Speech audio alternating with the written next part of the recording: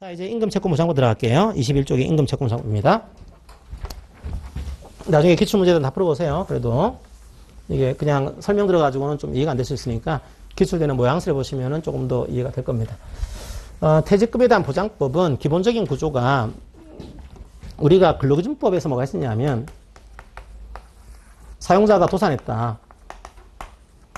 이런 경우에 이게 최우선 면제가 되는 채권이 있었죠. 3년 이상, 3년간의 퇴직급여, 3개월분의 임금, 그 다음에 재해보상금. 요거를 이제 사용자 재산에서 우선적으로 변제해주는 제도를 가지고 있었어요. 근데 문제는 뭔가 하면은 이 제도도 사용자의 재산에서 변제하는 겁니다.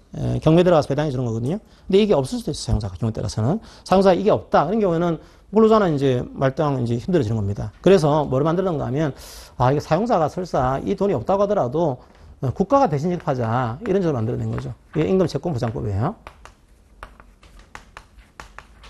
만약에 회사가 있습니다. 사용자가 있습니다. 이게 도산을 했어요.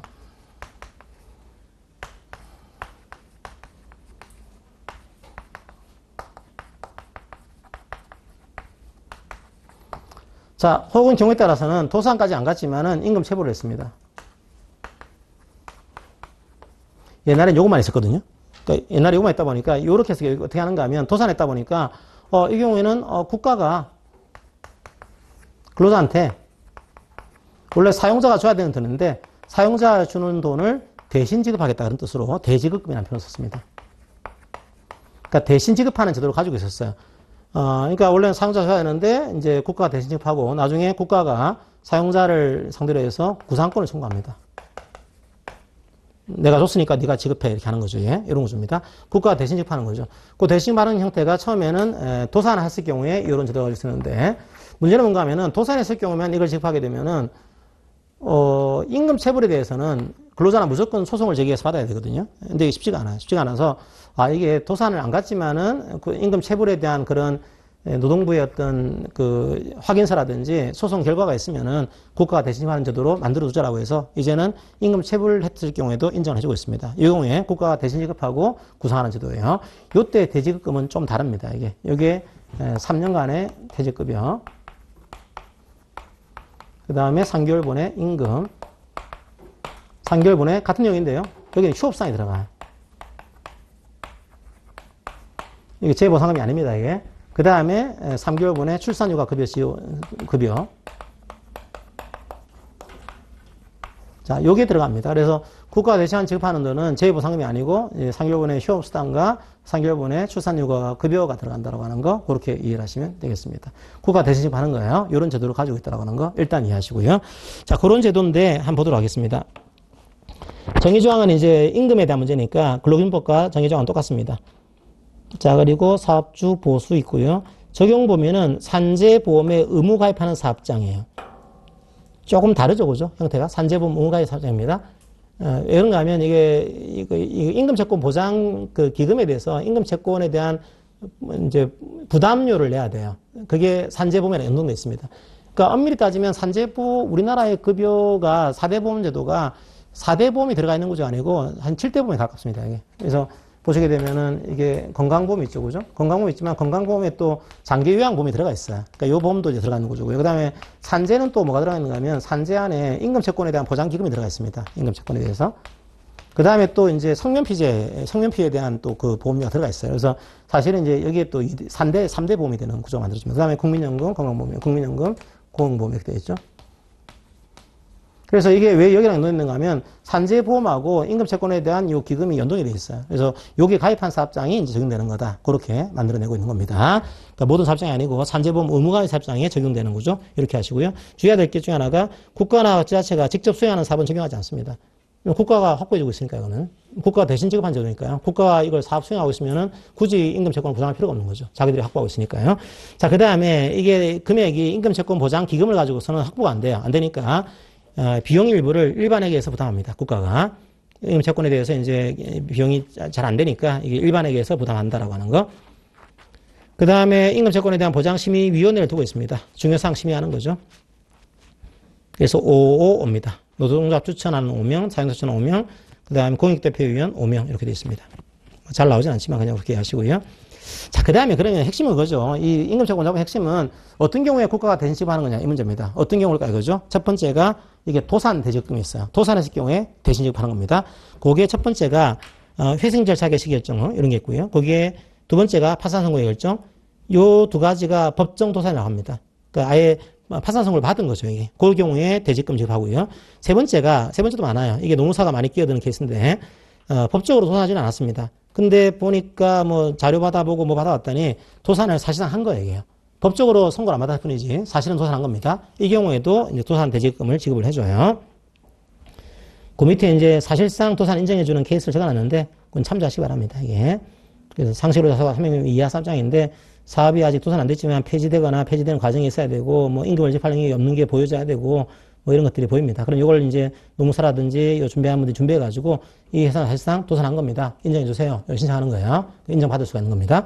그 경우에 이걸 지급해주고요. 간이대지급금은 두 가지가 나옵니다. 요건 뭔가 하면은 요건 도산하지 않았지만 임금 체불했다. 이게 확인된 겁니다. 그게 두 가지 형태가 있거든요. 하나가 노동부에서 확인한 케이스, 하나가 법원이 확인한 케이스. 노동부에서는 이게 체불임금 확인서가 발급이 돼요. 체불 확인되게 되면요. 그래서 이걸 가지고 사는 겁니다. 노동부 확인해 준 거죠. 그 다음에 법원에서는 이제 판결이랑 결정이 있는 거예요. 체불임금에 대한 판결, 이런 게 있다. 이런 경우에 도산까지 가지 않았지만, 이런 걸 가지고 있으면은, 이제 대지급금을 청구할 수가 있는 구조가 만들어지는 겁니다. 자, 거기 간이 대지급금이에요.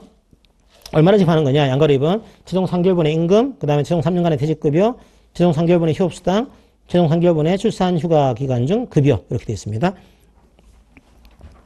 상한액은 연료등록을 해서 따로 정할 수 있습니다. 지금 상한액은 이게 해마다 좀 바뀌는데요. 나이에 따라서 좀 달라지거든요. 상한액은 연령들 권해에서 따로 정할 수 있고요. 대지급금이 너무 적다 할 때는 지급하지 않을 수 있어요. 뭐 이거 대지급금 지급하는 그게 더 힘든 거죠. 그래서 지급 안 할 수도 있고요. 자, 그런데 요 금액이 사실은 오늘 상세히 보지는 않을 건데요. 요 상한액이 이게 커요. 이게 아무래도 도산했으니까 이게 좀 작습니다. 이게 작다 보니까 얘를 지급하게 되면요, 얘를 지급하지 않습니다. 그러니까 이게 간이대지급금이죠. 간이대지급금. 자, 도산대지급금 지급하게 되면은 이 속에 포함되어 있어요. 그러니까 지급하지 않습니다. 근데 얘는 상한액이 적어요. 이거는요. 적다 보니까 얘는 지급받았더라도 요걸 또 하게 되면요, 차익권을 청구할 수가 있습니다. 이게. 그래서 그런 제도로 여러분들이 이해하시면 되고요. 그래서 같은 근무기간, 같은 휴업기간에 대해서 도산대지급금을 지급받은 때에는 간이대지급금은 지급하지 않습니다. 거꾸로 간이대지급금을 지급받은 때에는 해당 금액을 공제하고 도산대지급금을 지급하는 구조가 되어 있습니다. 상한액이 좀 다르거든요. 그렇게 하시고요.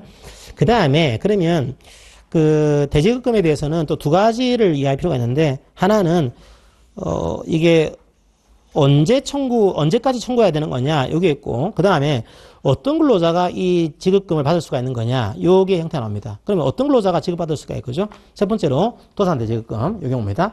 요 경우에는 요걸 이제 모든 근로자 받는 게 아니에요. 이 근로자 기준이 돼야 됩니다. 22쪽에 메인에 보시면 해당 1년 전 이후부터 3년 이내에 퇴직한 근로자 이렇게 되어 있죠. 그러니까 만약에 파산 선고라든지 이게 있게 되면요, 파산 이제 선고에 대한 신청에, 자, 파산 선고라든지 도산등의 사실인정 신청일로부터 1년 이내에서 3년, 요 구조입니다. 자, 요 안에 퇴직을 해야 돼요. 그래서 1년 전 이후부터 3년 이내에 퇴직한 근로자, 자, 요 근로자가 요 지급받게 되고요. 자, 간이대지급금은 그 두 가지가 있습니다. 임금 체불이니까요, 이 퇴직한 분도 있을 거고 아직 퇴직 안 한 분이 계시겠죠, 그죠? 간이대지급금은 임금 체불하고 있으니까. 퇴직 근로자는요, 퇴직으로부터 2년 안에 이제 법원에 소송을 제기해야 되고요. 자, 두 가지가 있습니다. 하나가 이제 간이대지급금은 법원에 가는 케이스가 있고 노동부에 가는 케이스가 있죠. 그래서 법원에 가는 케이스는 퇴직한 분들은 2년 안에 법원에 소를 제기해야 되고요. 그 다음에 노동부에 갈 때는 퇴직한 다음 날부터 1년 안에 노동부에 진정을 해야 됩니다.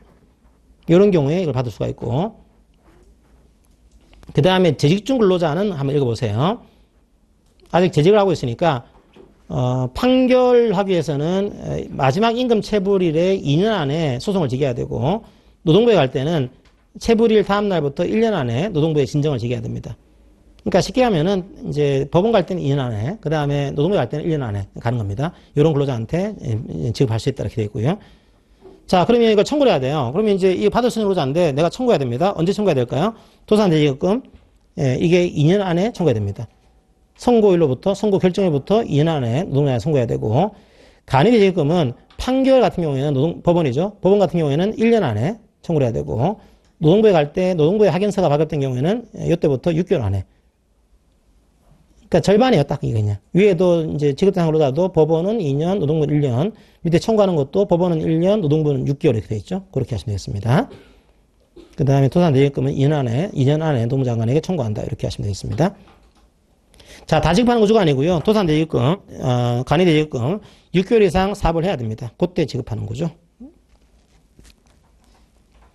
그리고 양가력권 오시게 되면 사업주가 임금을 체불 했어요. 그때 융자를 합니다. 자, 여기 하나 빠져있긴 한데 사업주가 신청할 수도 있고요. 이게 근로자가 신청할 수도 있어요.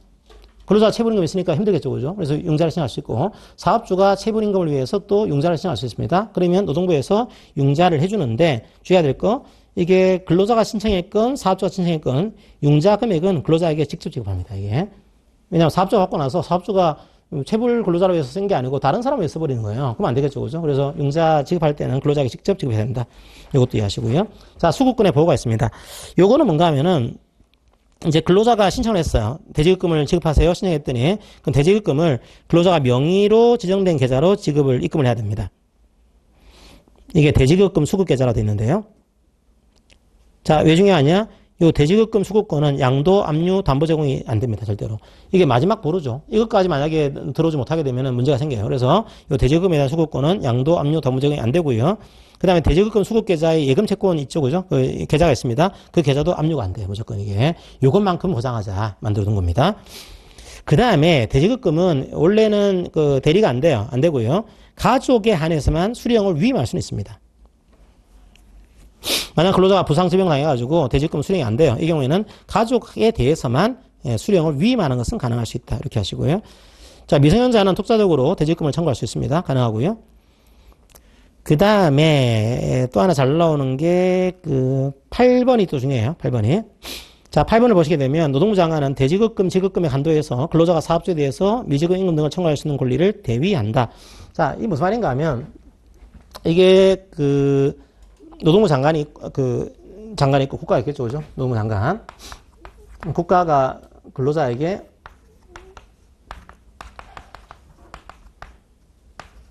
지급한단 말이에요. 근데 어떻게 하는가 하면 원래는 사업주가 이제 근로자가 사업주에게 청구할 수 있는 건데 이걸 국가가 대신 지급한 거죠. 대신한 거. 이런 구조입니다. 그러다 보니까 원래는 그 근로자의 권리를 이게 대위 행사할 수 있어요. 원래 근로자가 여기 청구하는 거죠. 근데 국가가 준 겁니다. 그러면 근로자의 권리를 내가 대신 줬으니까 이 권리를 사업주 내가 청구하겠다라고 대위 권리를 행사할 수가 있습니다. 이 대위 권리 행사에 뭐가 들어가냐면 우선 면제권이 들어가요.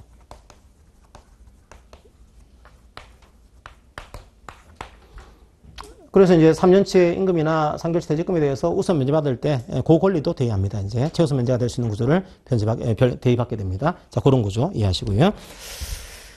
자, 그래서 그 문제가 8번 문제고 9번 문제는 요게 임금 채권 보장 기금이 조금 부족합니다. 부족하니까 사업주한테 부담금을 징수를 해요. 아까 말씀드렸지만 그 산재보험료에 요게 하나 포함되어 있습니다. 임금 채권에 대해서 부담료가 징수를 해요. 단지 부담금을 징수하는 이유는 혹시나 이걸 안 주면 어떻게 될까? 이걸 담보하는 역할이 좀 있습니다. 그러다 보니까 약간 이 사업주는 뭐 이 퇴직금을 안 줄 이유가 없겠네. 큰 위험이 없네. 이런 사업주에 대해서는 부담금을 경감해 줍니다. 어떤 사업주일까요? 이미 지급했다 이런 사업주. 그러면 이제 퇴직금에 대한 지급 안 될 사유가 별로 없잖아요. 그죠? 그때는 경감해 줍니다. 그 케이스가 퇴직금 중간정산하는 사업주, 퇴직연금제도 설정 사업주. 연금제도 설정은 사업주가 주는 게 아니고 연금 사업자가 주는 거니까 퇴직금 미지급 사유가 줄어듭니다. 그 다음에 외국인 근로자는 출국 만기보험 신탁으로 퇴직금을 가름을 해요. 그래서 이 경우도 퇴직금을 지급 안 할 이유가 별로 없습니다. 이 경우는 경감받는다라고 하는 거. 자, 이렇게 하시고요. 그 다음에 임금채권보장법은 사업주의 부담금에 관해서 다른 법률에 우선하여 적용합니다. 자, 이게 무슨 말인가 하면 원래 다른 법에서요. 농협이나 뭐 수협 이런 데서 요 부담금을 이제 농협이나 이제 수협에 있는 그런 사업주는 징수하지 않는다 이런 법이 있었거든요. 그거 안 된다는 거예요. 이 법이 우선한다. 그래서 그런 법을 두고 있다고 하더라도 임금 채권에 대한 부담금은 징수하겠다 이런 내용으로 만들어놨습니다. 다음 법률 우선해서 적용하겠다 이렇게 만들어놨고요. 그 다음에 요 부당이득 환수하고요. 포상금 지급제도가 있습니다. 자, 그렇게 하시면 되겠습니다.